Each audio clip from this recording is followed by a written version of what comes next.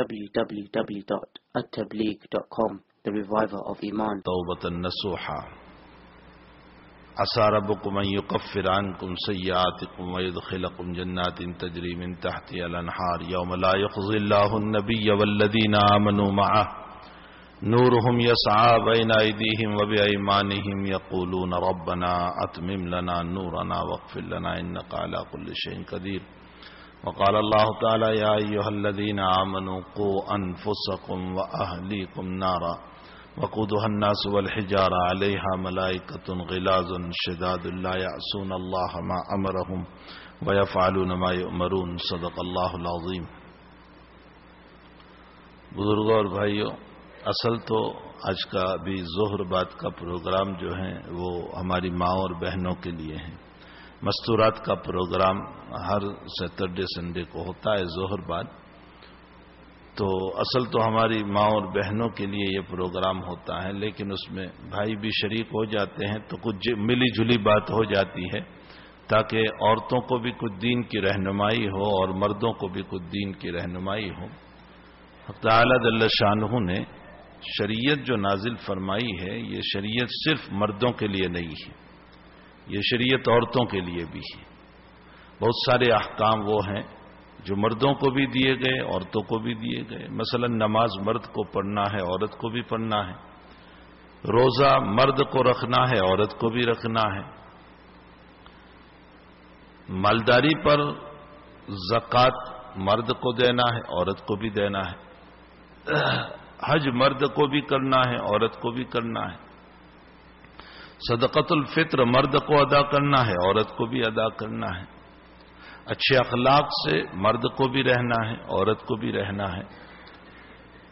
نکاح کے بعد ایک عورت کے ذمے مردوں کی ضرورت کو پورا کرنا اور مردوں کی خدمت کرنا ہے. وہیں پر مردوں کو بھی اللہ نے یہ فرمایا کہ تجھے بھی اپنی عورتوں کی کفالت کرنی ہوگی، ان کا خرچ دینا ہوگا، ان کا نفقہ دینا ہوگا، ان کی زندگی گزارنے کی ضروری چیزیں تمہیں دینی ہوگی. تو مرد کو بھی احکام دیے ہیں عورتوں کو بھی احکام دیے ہیں.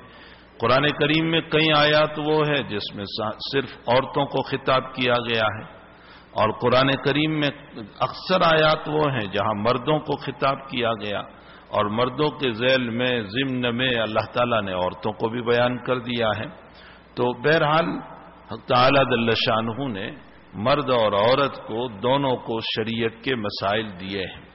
جناب نبی کریم صلی اللہ علیہ وسلم کے پاس عورتیں آئی، ایک مرتبہ پیغام بھیجا عورتوں نے اور یوں فرمایا کہ اللہ کے حبیب یہ مرد ہر وقت آپ سے فائدہ اٹھاتے ہیں، استفادہ کرتے ہیں، آپ کے علم سے فائدہ اٹھاتے ہیں، آپ کی باتیں سنتے رہتے ہیں.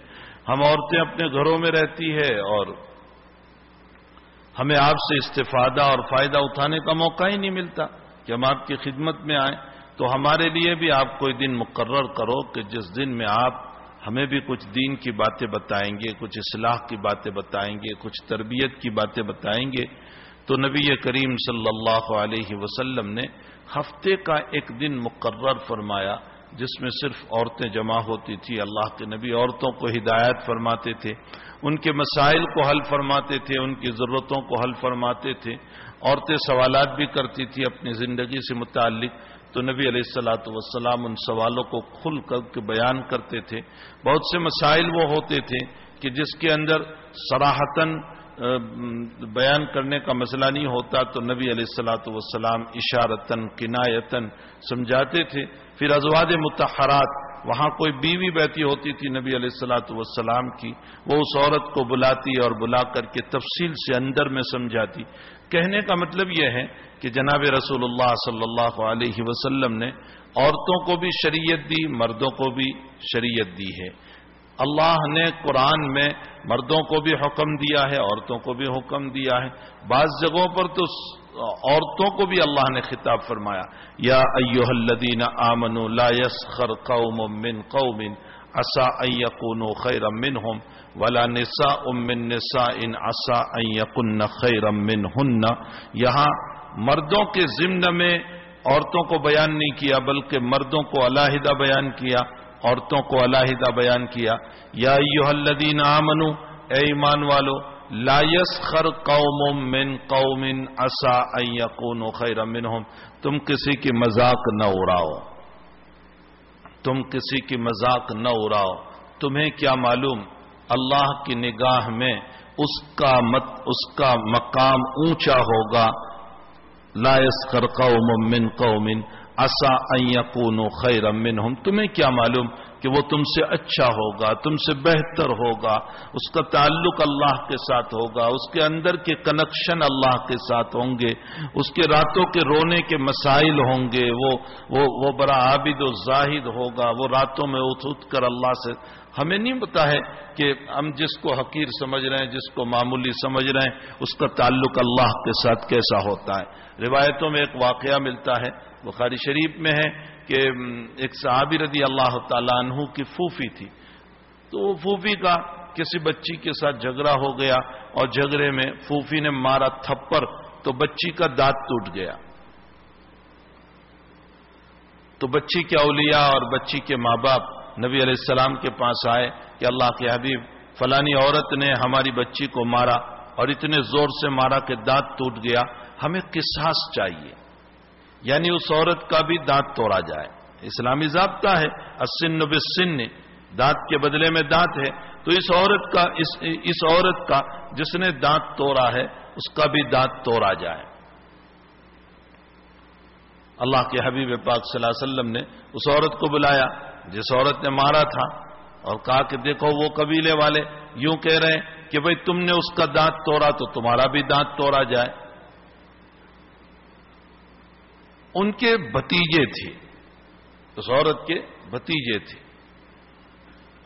حضرت انس ابن نضر رضی اللہ تعالیٰ عنہ، صحابی ہے وہ بھی. حضرت انس ابن نضر رضی اللہ تعالیٰ عنہ نے اللہ کے حبیب سے فرمایا اللہ کے رسول اب مارنا تھا اور مکہ لگا، تھپڑ لگا اور دانت ٹوٹ گیا. میری پھوپھی کی عمر ہے اور اس عمر میں کہاں میری پھوپھی کی دانت توڑا جائے، اس عمر میں کہاں اس کا دانت توڑا جائے گا بدلے میں.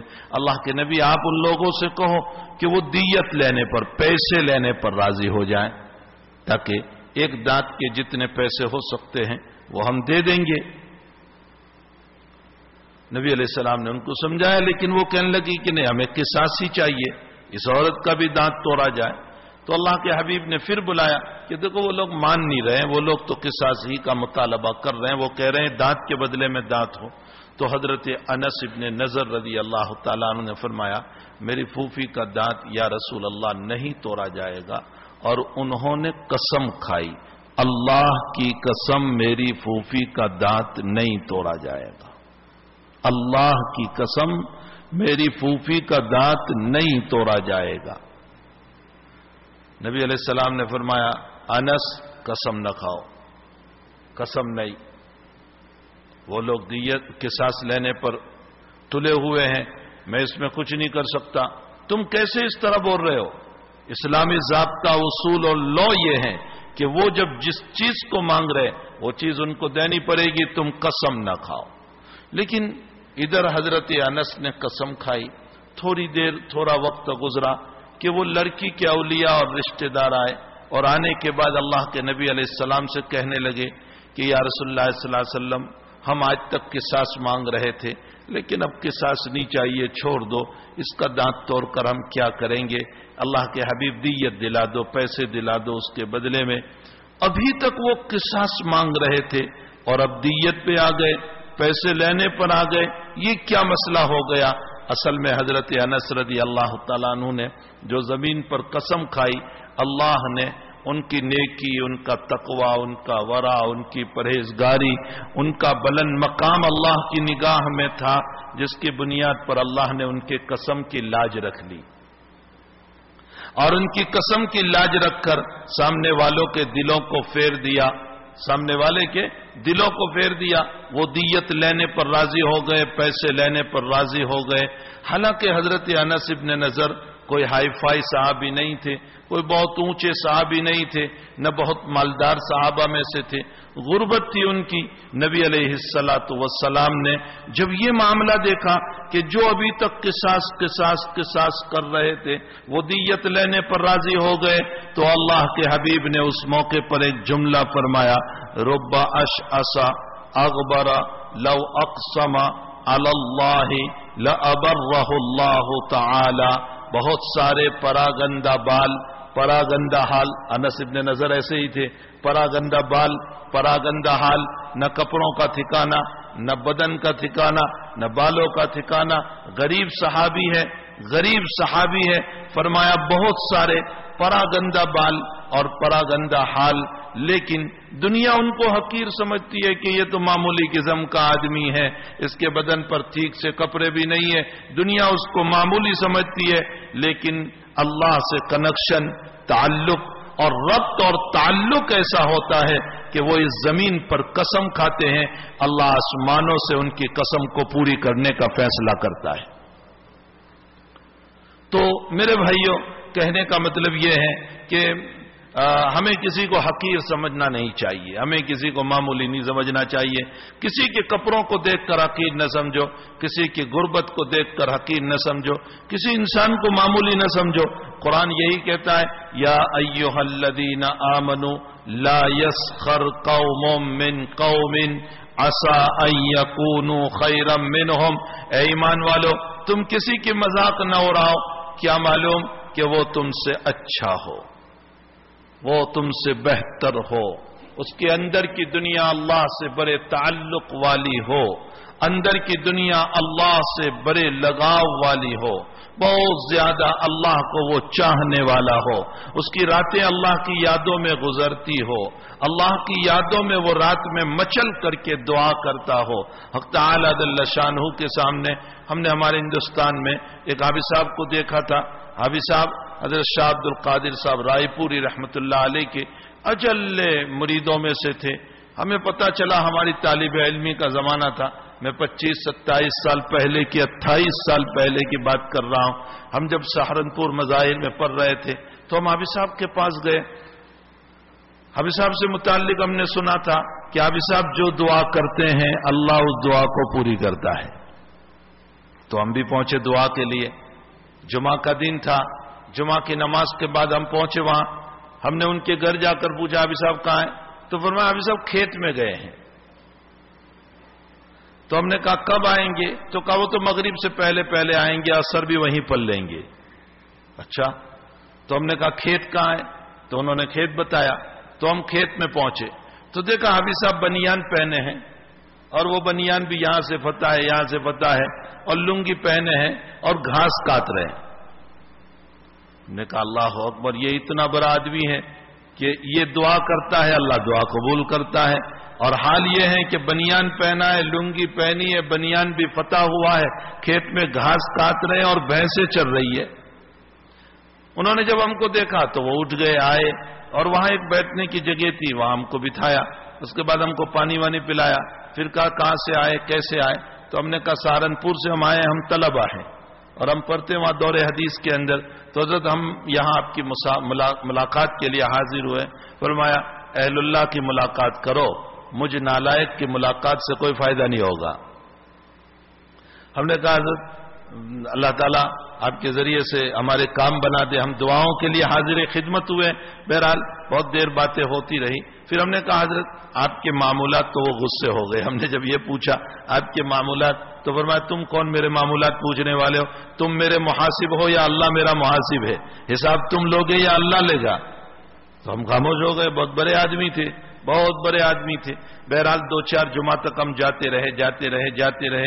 اس کے بعد ہم نے ایک مرتبہ جب خوب تعلق ہو گیا، پھر ہم نے حافظ صاحب سے پوچھا کہ حافظ صاحب ہمیں بھی رہنمائی ملے، ہم بھی اس پر عمل کریں، آپ اپنے معمولات ہمیں بتائیں۔ تب جا کر پتا چلا کہ اللہ اکبر، وہ گھاس کاٹتے کاٹتے اور زمین کی سچائی کرتے کرتے اور زمین میں کام کرتے کرتے صبح سے لے کر شام تک میں 20-25 پارے پورے کر لیتے ہیں۔ یہ تو ان کا قرآن کا معمول ہوا، اور درود شریف کے باب میں ان کا معمول تھا کہ 24 گھنٹے میں 10,000 درود شریف روزانہ پورا کرتے تھے۔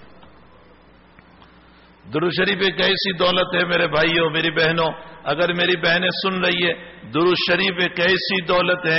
ہمارے حضرت سے ہم نے سنا، شیخ یونس صاحب سے، حضرت نے فرمایا کہ میرے حضرت مولانا زکریا صاحب رحمت اللہ علیہ فرمایا کرتے تھے درود شریف کس نیت سے پڑھو گے؟ اگر آپ کو پوچھا جائے درود شریف کس نیت سے پڑھو گے تو بس ہم کہیں گے پڑھتے ہیں، درود شریف پڑھتے ہیں. حضرت شیخ رحمت اللہ علیہ نے فرمایا درود شریف پڑھتے وقت یہ نیت کرو اللہ کا حکم ہے، نبی کا حق ہے. اللہ کا حکم ہے، صلو علیہ وسلموا تسلیما، میرے نبی پر درود بھیجو. تو اللہ کا حکم ہے اور نبی کا حق ہے، حضور پاک صلی اللہ علیہ وسلم کا ہم پر حق ہے. فرمایا اس نیت سے درود شریف پڑھو گے تو کیا فائدہ ہوگا؟ فرمایا نبی کی قربت نصیب ہو جائے گی صلی اللہ علیہ وسلم، اللہ کے حبیب کی قربت نصیب ہوگی. اور اللہ نبی علیہ السلام کی جب قربت نصیب ہوگی تو اللہ نے اپنی محبت کو اسی نبی کے اندر چھپا رکھا ہے. ان کنتم تحبون اللہ فاتبعونی یحببکم اللہ ویغفر لکم ذنوبکم. جب نبی تک پہنچو گے تو نبی کے واسطے سے اللہ تک پہنچ جاؤ گے. تو میری مائیں دنیا بھر کے ایران توران کے قصے کہانیاں اور دنیا بھر کے بکواس اور یہاں کی وہاں کی باتیں کرنے کے بجائے اپنا وقت درود شریف میں گزارا جائے. میرے بھائیوں اپنا وقت درود شریف میں گزارا جائے. بہرحال میں تو یہ کہہ رہا تھا کہ حضور پاک صلی اللہ علیہ وسلم کا یہ مقدس قرآن، اس قرآن کریم میں مردوں کو بھی خطاب، عورتوں کو بھی خطاب. یا ایھا الذین آمنوا لا یسخر قوم من قوم عسى ان یکونوا خیرا منہم. اے ایمان والو تم کسی کی مذاق نہ اڑاؤ، کیا معلوم جس کی تم مذاق اڑا رہے ہو وہ تم سے اچھا ہو. ولا نساء من نساء عسى ان يكن خيرا منهن.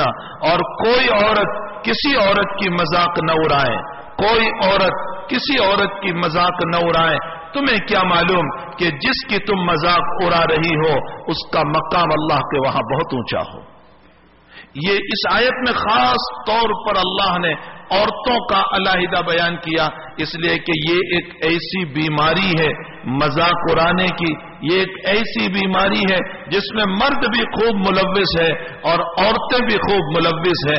مردوں کا حال یہ ہے کہ ہم بھی اس کی مذاق، اس کی مذاق، اس کی مذاق، اس کی مذاق، کبھی کسی کی داڑھی کی، کسی کے کرتے کی، کسی کی ٹوپی کی، کسی کے پجامے کی، کس کی ہم مذاق اڑا رہے ہیں. اور عورتوں کا بھی یہ حال ہے کہ کسی کی مذاق، کسی کی زبان کی مذاق کہ یہ کیسے بول رہے ہیں، کسی کی لینگویج پرابلمز کی مذاق کہ اچھا اس کو تو بولتے بھی نہیں آتا. طرح طرح سے عورتیں مذاق اڑاتی ہے. فرمایا ایسا نہ کرو، تمہیں کیا معلوم تم جس کی مذاق اڑا رہی ہو اس عورت کا مقام اللہ کے نزدیک اونچا ہو. تربیت فرمائی اللہ نے ہماری، مردوں کی بھی عورتوں کی بھی.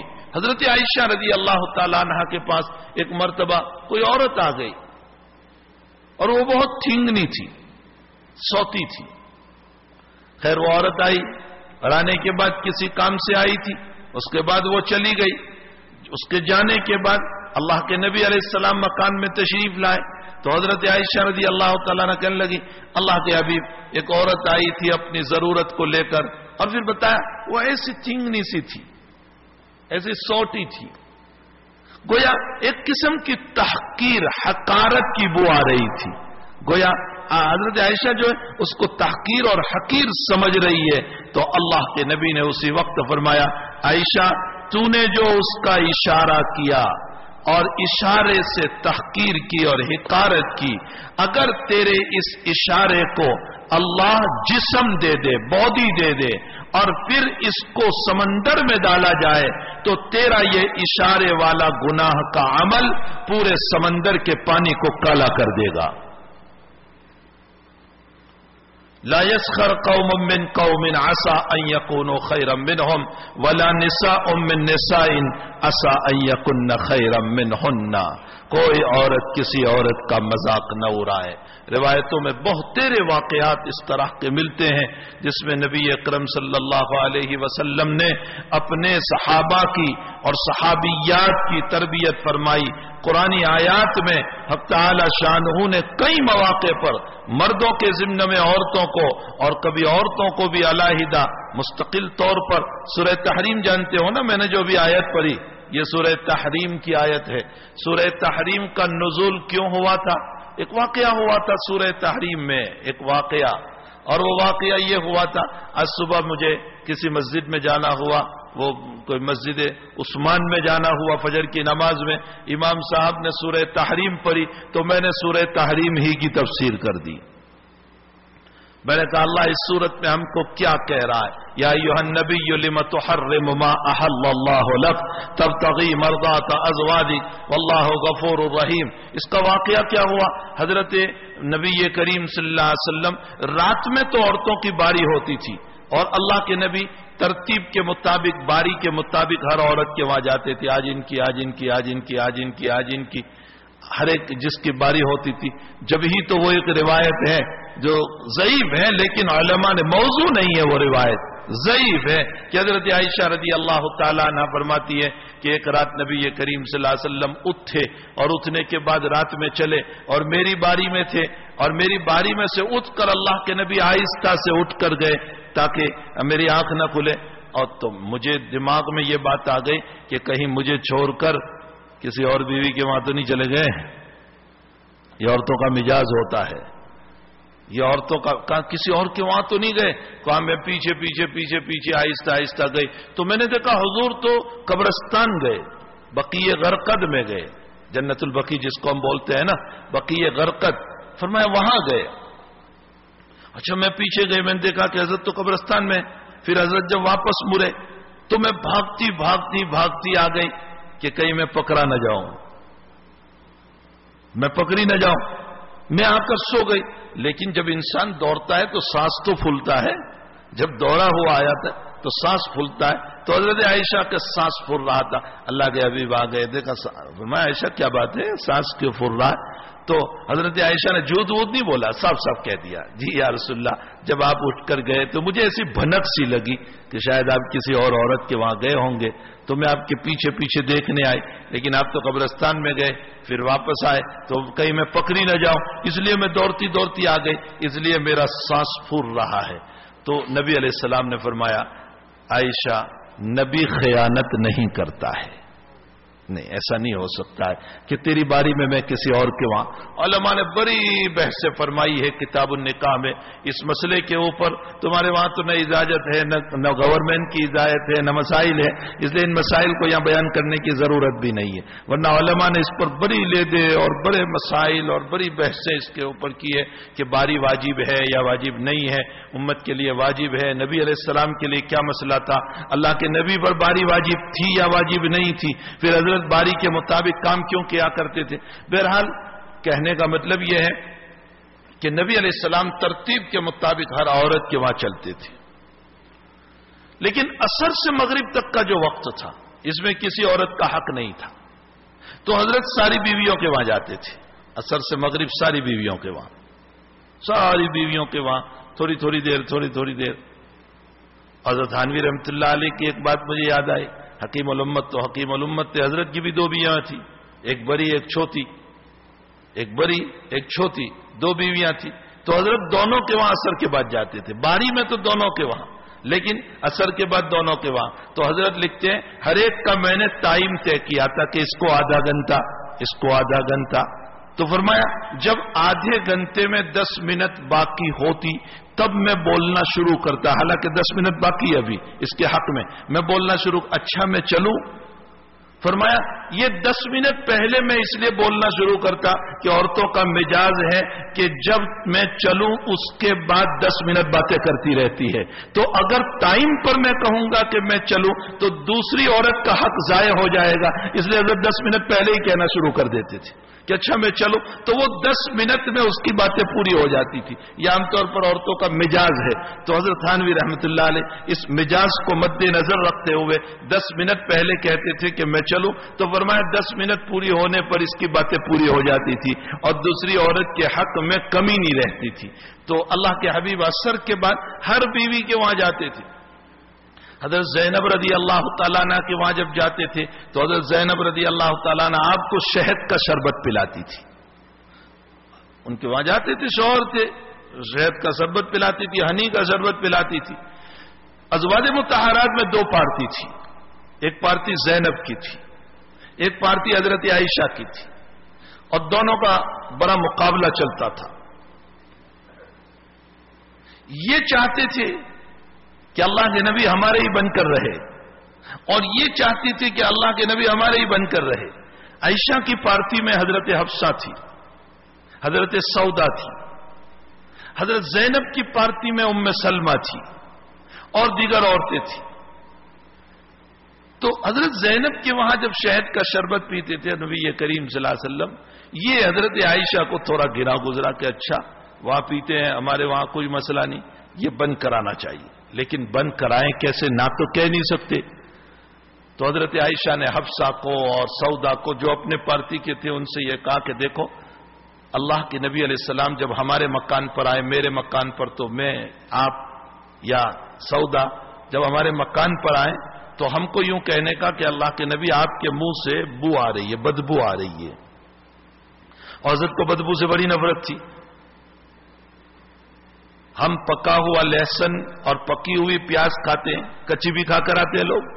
حالانکہ مسئلہ یہ ہے کہ نہ کھاؤ، بدبو آتی ہے. لیکن اگر کھا لیا تو اتنے وقت پہلے کھا لو کہ نماز سے کچھ وقت پہلے، تاکہ نماز میں آؤ تو منہ میں بدبو نہ آئے. مجلس میں آؤ تو صرف نماز کا مسئلہ نہیں ہے، مجلس کا بھی مسئلہ ہے کہ مجلس میں کسی جگہ جانا ہو تو منہ میں بدبو نہ آئے.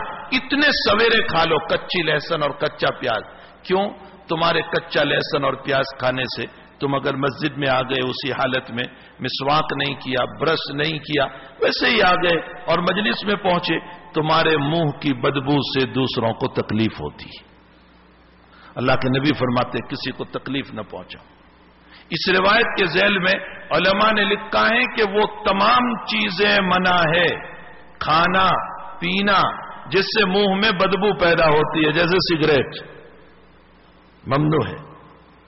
پی کر کے سیدھے مسجد میں نہ آؤ، منہ سے بدبو آتی ہے، نفرت ہوتی ہے، پڑوسی کو بھی نفرت اور تمہارے ساتھ کھڑے رہنے والے فرشتوں کو بھی نفرت ہوتی، ان کو بھی ایذا ہوتی، تکلیف ہوتی. لیکن لوگ ان مسائل کو نہیں سمجھتے ہیں، صرف نماز روزے ہی کو مسئلہ سمجھا، کسی کو تکلیف نہ پہنچانا اس کو مسئلہ ہی نہیں سمجھا. بعض لوگ اتنا کھانا کھا لیتے ہیں جس کی وجہ سے کھٹی دکاریں آتی رہتی ہے، اڑوس پڑوس کو تکلیف ہوتی ہے. اگر بیماری ہے تو اور مسئلہ ہے، لیکن بیماری والوں کو بھی ایک طرف رہنا چاہیے تاکہ کسی کو ایذا نہ ہو، تکلیف نہ ہو. اور اگر بیماری نہ ہو تو پھر انسان کو اپنے آپ کا احتیاط کرنا چاہیے کہ جماعت میں، صف میں کسی کو تکلیف نہ ہو. شریعت ہماری بہت خوبصورت ہے، شریعت ہماری بہت خوبصورت ہے. تو حضرت عائشہ نے فرمایا ہم یوں کہیں گے کہ آپ کے منہ سے بدبو آ رہی ہے. ایسا ہی پلان ہو گیا. اللہ کے حبیب حضرت عائشہ کے وہاں تشریف لے آئے، زینب کے وہاں سے. تو فرمایا یا رسول اللہ آپ کے منہ سے کچھ بدبو آ رہی ہے.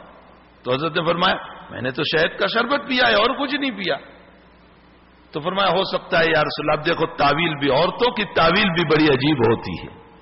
اسی لیے نبی کریم صلی اللہ علیہ وسلم نے فرمایا کہ نساء، عورتیں جو ہیں، حبالت الشیطان، شیطان کا فندہ ہے.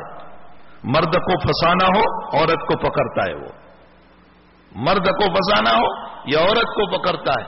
حضرت آدم علیہ السلام کو دانا کھلانا تھا تو حوائی کے دل میں بات ڈالی کہ ارے یہ جس سے اللہ نے تم کو منع کیا ہے نا، تم اس کو کھاؤ گے تو ہمیشہ جنت میں رہو گے، اور اللہ تم کو جنت سے نکالنا چاہتا ہے اس لیے کھانے سے منع کیا. دیکھو کیسی بہترین ترکیب بتائی کہ اس دانے کو کھا لو گے ہمیشہ جنت میں رہو گے. بس بات ہو گئی، کھا لیا، کپڑے اتر گئے. وَطَفِقَا يَخْصِفَانِ عَلَيْهِمَا مِنْ وَرَقِ الْجَنَّةِ، حالات جو جنت کے. تو عورت جو ہیں وہ حبالت الشیطان، شیطان کا فندہ ہے. مرد کو پھنسانا ہے تو عورت کو پکڑ لو. اسی لیے کہا گیا کہ عورت جب گھر سے نکلتی ہے تو اس کے ساتھ شیطان ہوتا ہے. تو میرے بھائیوں میں یہ کہہ رہا تھا کہ حضرت عائشہ نے فرمایا کہ اللہ کے حبیب آپ کے منہ سے کچھ بو آ رہی، تو نبی علیہ السلام نے فرمایا میں نے تو جو ہے شہد کا شربت پیا ہے اور کچھ نہیں۔ تو حضرت عائشہ نے تعویل کی، فرمایا یا رسول اللہ ہو سکتا ہے وہ شہد کی مکھی کوئی بدبودار چیز کا رس چوس کر لائی ہوگی، اس سے شہد میں بدبو آ گئی ہو۔ دیکھو تعویل بھی کیسی کر لی۔ اللہ کے حبیب نے فرمایا اچھی بات ہے، میں اپنے اوپر شہد کو حرام کر لیتا ہوں، اب میں نہیں کھاؤں گا۔ اللہ نے اس پر یہ آیت اتاری، لم تحرم ما احل اللہ لک، اللہ نے جس کو حلال کیا ہے نبی حرام کیوں کر رہے ہو؟ شہد حلال ہے، کیوں تم نے حرام کیا؟ قد فرض اللہ لک لم تحرم ما احل اللہ لک تبتغی مرضات ازواجک، بیوی کی رضامندی کے خاطر یہ قسم کھا لی تم نے، بیوی کی رضامندی کے خاطر۔ اچھا چلو کوئی حرج نہیں، اللہ قرآن میں آگے کہہ رہا ہے کوئی حرج نہیں، تحلت ایمانکم، میں تمہارے اس قسم سے نکالنے کا راستہ تمہیں بتا دیتا ہوں جو کفارے کا راستہ ہے۔ فرمایا یہ کفارہ ادا کر دو، تم اپنی قسم سے نکل جاؤ گے، وہ چیز کھا پی سکو گے۔ اس کے بعد نبی علیہ الصلوۃ والسلام نے عورتوں کے سامنے سارا واقعہ کھولا۔ پہلے تو حضرت نے کچھ کھولا، وَإِذَا سَرَّ النَّبِيُّ إِلَىٰ بَعْضِ أَزْوَاجِهِ، کچھ کھولا، لیکن جب اللہ نے تفصیل بیان کی تو پورا کھول دیا عائشہ کے سامنے۔ تو عائشہ کہنے لگی کس نے بتایا آپ کو؟ یہ کیسے آپ کو پتا چل گیا کہ ہمارا یہ پلان تھا؟ فرمایا نبأنی العلیم الخبیر، مجھے اللہ نے بتایا۔ اور پھر عائشہ اور حفصہ، چونکہ اصل پلان ان دونوں کا تھا، تو اللہ نے یوں فرمایا ان تتوبا الی اللہ فقد صغت قلوبکما، تمہارے دل ایک گناہ کر چکے ہیں، اللہ سے توبہ کرو تم دونوں۔ وَإِن تَظَاهَرَا عَلَيْهِ، اور اگر تم نے منہ پھرا لیا، توبہ نہیں کی، فَإِنَّ اللَّهَ هُوَ مَوْلَاهُ وَجِبْرِيلُ وَصَالِحُ الْمُؤْمِنِينَ، تو اللہ اپنے نبی کی مدد کرے گا، ملائکہ کریں گے، اور مؤمنین صالحین نبی کے دوست ہیں۔ وَالْمَلَائِكَةُ بَعْدَ ذَلِكَ ظَهِيرٌ عَسَىٰ رَبُّهُ إِن طَلَّقَكُنَّ، اور ان عورتوں کو اللہ نے کہا اگر میرا نبی تمہیں طلاق دے دیں، ان طلقکن ان یبدلہ ازواجا خیرا منکن مسلمات، ہاں میری مائیں اگر سن رہی ہے تو میں جو اب اگلی بات بیان کرنے جا رہا ہوں، اللہ کہہ رہا ہے اگر میرا نبی تم کو طلاق دے دیں تو میرے نبی کے لیے پھر میں وہ عورتیں لے آؤں گا جس کی صفت کیا ہوگی، کیا صفت بیان کی؟ یہ نہیں فرمایا بازار میں بہت گھومنے والی ہوگی اور بہت زیادہ بنا اس سرگار کا مسئلہ ہوگا اور دولت کے اونچے دربار پر بیٹھی ہوگی، یہ نہیں کہا عسیٰ ربہ ان طلقکن ان یبدلہ ازواجا خیرا منکن مسلمات، فرما بردار ہوگی، مؤمنات ایمان کی پکی ہوگی، قانتات قناعت کرنے والی، تھوڑے پر راضی ہونے والی ہوگی، تائبات توبہ کرنے والی ہوگی، عابدات عبادت کرنے والی ہوگی، سائحات سیبات و ابکارا، اس میں کچھ سیبہ بھی ہوگی کچھ باقرہ بھی ہوگی۔ یہ صفات اللہ نے بیان فرمائی۔ معلوم ہوتا ہے عورتوں کا یہ مزاج ہونا چاہیے، وہ قناعت کرنے والی ہو، وہ عبادت گزار ہو، وہ مومنہ ہو، وہ مسلمہ ہو۔ مومن کا تعلق قلب سے ہے، دل سے ہے، اور اسلام کا تعلق ظاہر سے ہے۔ دل میں بھی پکا ایمان ہو اور ظاہر میں بھی اللہ کی فرما برداری ہو۔ مسلمات مؤمنات قانتات طائبات، توبہ کا ماحول ہماری مائیں اور بہنیں بنائیں۔ عابدات، عید کے دن اللہ کے نبی نے خطبہ دیا، عید کے دن مردوں میں، پھر اللہ کے نبی کی یہ بات ذہن میں آئی کہ شاید میری بات عورتوں تک نہیں پہنچی، تو عورتیں بھی اس زمانے میں آئی تھی تو حضرت عورتوں میں تشریف لے گئے اور عورتوں میں آپ نے بیان فرمایا، اور اس بیان میں فرمایا اے یا معاشر النساء، اے عورتوں کی جماعت، تصدقنا، صدقہ کرو، صدقہ کرو، فإنی رأیتکن اکثر اہلہا النساء، اس لیے کہ میں معراج میں گیا تو میں نے سب سے زیادہ جہنم میں عورتوں کو دیکھا۔ تو ایک عورت کھڑی ہو گئی، یا رسول اللہ کیوں آپ نے؟ فرمایا تم میں دو برائیاں ہیں، تکثرن اللعن وتکفرن العشیر۔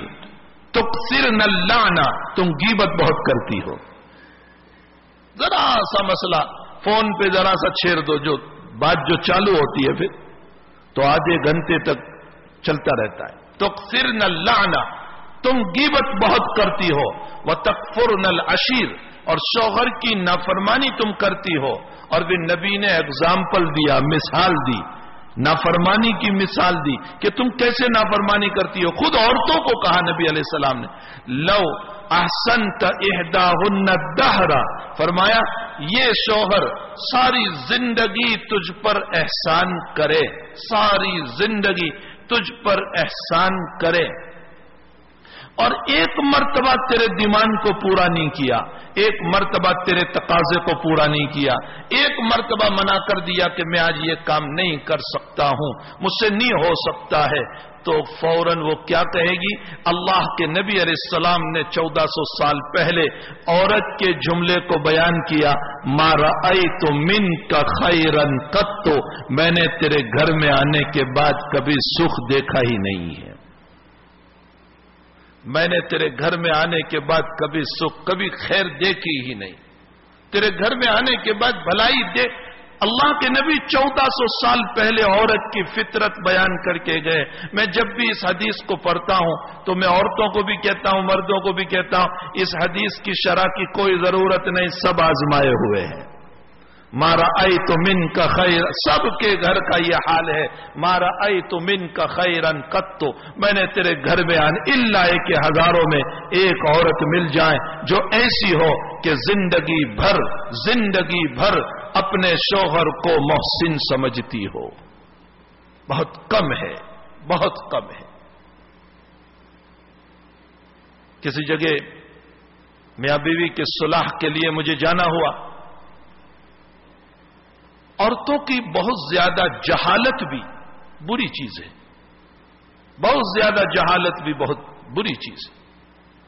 بہرحال جانا ہوا، میں نے دونوں کو سمجھایا، طلاق تک نوبت پہنچ چکی تھی، میں 1 گھنٹے تک سمجھاتا رہا، اور پھر اخیر میں عورت کو بھی میں نے کچھ دیر بٹھا کر سمجھایا شوہر کے سامنے، اور میں نے کہا دیکھو یہ تمہارے لیے محنت کر رہا ہے، کوششیں کر رہا ہے، تمہارے لیے یہ لا رہا ہے، وہ لا رہا ہے، فلاں لا رہا ہے، اس کا احسان مانو۔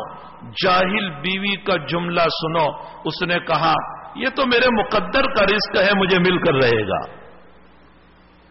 مجھے بہت غصہ آیا، میں نے کہا تیرے مقدر کا رزق ہے، لیکن اس مقدر کے رزق کو تیرے شوہر کے سبب میں چھپایا اللہ نے، اور سبب بھی ایک محسن ہوتا ہے، سبب بھی محسن۔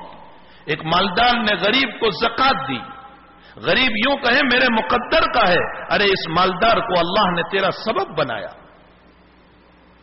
ایک کاروبار والے کو تیرا سبب بنایا، ایک دکاندار کو تیرا سبب بنایا، ایک بچے کے دنیا میں آنے کے لیے ماں باپ کو سبب بنایا، یہ سب اسباب ہے۔ اگر کل کو بچہ یوں کہہ دے کہ میرے مقدر میں تو لکھا ہی تھا مجھے دنیا میں آنا تھا، احمق، تیرے ماں باپ تیرا سبب ہے۔ اگر سبب کی عزت نہ ہو تو پھر اللہ قرآن میں ماں باپ کی فضیلت کیوں بیان کرتا؟ مجھے بڑا غصہ آیا، میں نے اس عورت کو کہا، میں نے کہا تیرا شوہر سبب ہے تیرے کپڑوں کا، تیری زندگی کے گزارنے کا، تیرے مسائل کا، تیرے کھانے پینے کا، تیری ضرورت کا، تیرا شوہر سبب ہے۔ اگر تو سبب کی قدر نہیں کرے گی، اللہ اس سبب کو چھین لے گا اور غربت میں تجھے ڈال دے گا۔ عورتوں کو سمجھنا چاہیے۔ تو حقیقت یہ ہے میرے بھائیوں، قرآن جو ہے نا دونوں کے مسائل کو ذکر کرتا ہے، مردوں کے بھی عورتوں کے بھی، جانبین سے اللہ تعالیٰ نے مسائل بیان فرمائے۔ مردوں کو بھی چاہیے کہ عورتوں کی ضرورت کو، ان کی کفالت کا خیال رکھے، وہیں پر عورتوں کو بھی کہا گیا تم شریعت کی پابند رہو، دین کی پابند رہو، عبادت گزار رہو۔ کون کہتا ہے کہ مرد ہی ولی بن سکتا ہے؟ عورت بھی ولیہ بن سکتی ہے، عورت بھی۔ ایک واقعہ مجھے ذہن میں آیا، بہت وقت کے بعد سنا رہا ہوں، بہت وقت کے بعد۔ حضرت الامام غزالی رحمت اللہ علیہ کے بھائی تھے احمد، چھوٹے بھائی تھے۔ امام غزالی اپنے محلے کی مسجد کے امام تھے، اور ان کے چھوٹے بھائی ان کے پیچھے نماز نہیں پڑھتے تھے۔ تو امام غزالی نے اپنی ماں سے کہا کہ امی بھائی میرے پیچھے نماز نہیں پڑھتا، دوسری جگہ نماز پڑھنے جاتا ہے، لوگ باتیں کرتے ہیں کہ بھائی کو مجھ سے کوئی جھگڑا ہے کیا؟ تو وہ کہا کہ بیٹے بھائی کے پیچھے نماز پڑھا کرو۔ امام غزالی کے پیچھے نماز پڑھنے گئے بھائی احمد، اور نماز توڑ کر 20 سے چلے گئے۔ تو یہ تو اور زیادہ مسئلہ مشکل ہو گیا کہ آج تک نہیں آتے تھے، اب تو آئے تو نماز توڑ کر چلے گئے۔ امام غزالی کے حالات میں لکھا ہے کہ وہ نماز توڑ کر گھر پہ آئے۔ امام غزالی نے کہا کہ بھائی احمد نماز کے لیے آیا اور نماز توڑ کر چلا گیا، تو ماں نے دونوں کو بٹھایا، فرمایا احمد تو نے ایسا کیوں کیا؟ بھائی کے پیچھے نماز پڑھ رہا تھا، کیوں نماز توڑی؟ تو کہنے لگے کہ ماں ایک مسئلہ تجھے پوچھتا ہوں، کسی کے کپڑے سے حیض کا خون لگ جائے تو کپڑا ناپاک ہوتا ہے یا نہیں؟ تو امی نے کہا بالکل ناپاک ہو جاتا ہے۔ تو فرمایا میرے بھائی کا دل جو ہے وہ حیض کے خون سے لگا ہوا تھا، تو جب کپڑا ناپاک ہو جاتا ہے تو دل بھی ناپاک ہو گیا، ایسے ناپاک دل کے پیچھے میں نماز کیسے پڑھوں؟ تو امام غزالی کی ماں کہنے لگی کہ بیٹا میں مطلب نہیں سمجھا تیری، کیا تو کہنا چاہتا ہے، میں تیرا مطلب نہیں سمجھی۔ تو کہا امام جو ہے میرے بھائی جو ہیں وہ جب نماز پڑھ رہے تھے تو نماز کے درمیان یسألونک عن المحیض قل هو اذى فاعتزلوا النساء قرآن کی آیات پڑھ رہے تھے، تو ان مسائل کو سوچ رہے تھے، حیض کے مسائل کو سوچ رہے تھے، تو ان کا دل حیض کے مسائل سے لگا جا رہا تھا۔ میں نے کہا دل گندا ہو گیا، چھوڑو، اللہ کی طرف توجہ نہیں، اسے میں نے چھوڑ دیا۔ اب سنو ماں کیا کہہ رہی۔ امام غزالی ان دنوں احیاء العلوم لکھ رہے تھے، یہ احیاء العلوم کے لکھنے کے حالات ہی میں لکھا ہے، اور یہ مسائل چل رہے تھے، تو حضرت اس پر سوچ رہے تھے، اچانک دماغ میں مسائل کھڑے ہو گئے، اور ایسا ہوتا ہے۔ اب ماں نے کہا کہ بیٹا بات صحیح ہے، کہاں جی امی وہ کچھ مسائل دماغ میں چل رہے تھے کہ یہ لکھنا ہے یہ لکھنا ہے۔ تو اب ماں کیا نصیحت کر رہی ہے؟ امام غزالی کو کہا بیٹا جب تو نماز پڑھ رہا تھا تو مسائل نہیں سوچنا چاہیے، تجھے اللہ کی طرف توجہ رکھنی چاہیے تھی، یہ کیا مسائل سوچنے تو لگ گیا تھا؟ یہ تو امام غزالی کو کہا، اور چھوٹے بھائی احمد کو یوں کہا کہ بیٹا تیری بھی نماز خراب ہے، اس لیے کہ تو تیری نماز میں اللہ کو دیکھ رہا تھا یا غزالی کے دل کو دیکھ رہا تھا، تو بھی تو اللہ تک نہیں گیا۔ اگر تیری ماں نہیں، تیرا بھائی نہیں گیا تو تو بھی تو نہیں گیا، تم دونوں کی نماز خراب ہو گئی، جاؤ تم دونوں اللہ سے توبہ کرو، اور اب جب تم نماز پڑھو گے تو اپنی توجہ کو اللہ کی طرف کرو گے۔ اتنے بڑے امام ہیں اور ان کی ماں ان کو یہ مسئلہ بتا رہی ہے، تو ماں کا علم کتنا اونچا ہوگا، ماں کا مقام اور ولایت کتنی اونچی ہوگی۔ یہ نہیں ہے کہ مرد ہی صرف عالم اور ولی بن سکتا ہے، عورتیں بھی اللہ کی ولیہ بن سکتی ہے، بشرطے کہ عورتیں اپنے آپ کو اللہ کے دین سے سجائیں۔ اللہ جل شانہ ہم تمام کو، عورتوں کو، مردوں کو عمل کی توفیق عطا فرمائے۔ اللہم صلی وسلم دائما ابدا علی حبیبک خیر الخلق کلہم۔ ربنا آتنا في الدنيا حسنة وفي الآخرة حسنة وقنا عذاب النار. اللهم إنا نسألك العفو والعافية في الدين والدنيا والآخرة. توفنا مسلما وألحقنا بالصالحين غير خزايا ولا ندامة ولا مخزومين. ربنا لا تزغ قلوبنا بعد إذ هديتنا وهب لنا من لدنك رحمة إنك أنت الوهاب. اللهم ارحم على أمة محمد صلى الله عليه وسلم. اللهم تجاوز عن أمة محمد صلى الله عليه وسلم. اللهم إنا نسألك من خير ما سألك منه نبيك ورسولك محمد صلى الله عليه وسلم، ونعوذ بك من شر ما استعاذ منه نبيك ورسولك محمد صلى الله عليه وسلم. وصلى الله على النبي الكريم برحمتك يا أرحم الراحمين.